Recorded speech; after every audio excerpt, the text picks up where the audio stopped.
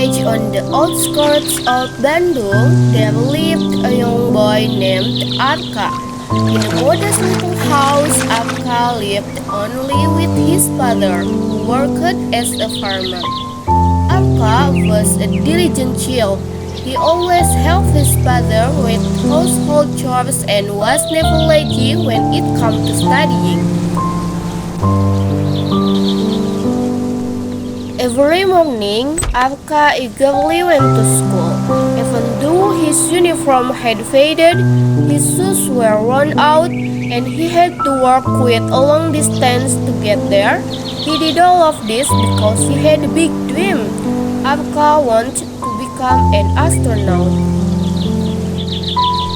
After school, while his friends chose to play soccer in the field, Arka preferred to help his father in the rice field. Though his hands got dirty and his body grew tired, Arka's spirit never faded. He believed that every drop of sweat in the field was a small step toward his great dream. Every night, after returning from the fields, Arka would sit on the porch, gazing at the dark sky filled with twinkling stars. He felt as if the stars were calling his name. "I will go there someday," he whispered softly, pointing at the biggest star. But not everyone believed in his dream. His friends often laughed at him. "Arka, how could a poor kid like you ever become an astronaut? The school's way too expensive, you know," mocked Bimo, the rich neighbor's son. The words pierced Arka's heart, but he didn't fight back. He simply smiled and replied quietly, "It's okay. What matters is that I try. Dreams belong to everyone, right?" One day, Arka saw a poster on the school bulletin board.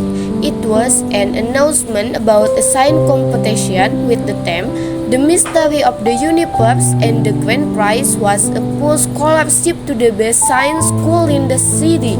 Arka whispered to himself, "I have to join. This is my chance." After school, Arka told his father about his wish. His father looked worried and said gently, "My son, how can we afford thick books or pay for extra lessons for the competition?" Arka hugged his father and answered, "It's okay, Dad. I will do my best with what we have." From that day on, Arka spent even more time at the library, reading books about outer space. While his friends played or hung out in the canteen during breaks, Arka chose to study and read. The day of the competition finally arrived. Arka stepped forward with confidence and presented his project titled "The Star and Its Magical Light." He spoke so well that both the judges and the audience were captivated. Everyone could feel the fire of passion burning in Arka's heart. Though he was still young, his knowledge was vast and his spirit shone brighter than the stars in the night sky. When the judges announced the winner, the name they called was Arka. The farmer's son had won first place and earned a full scholarship. From that moment, Arka's life changed.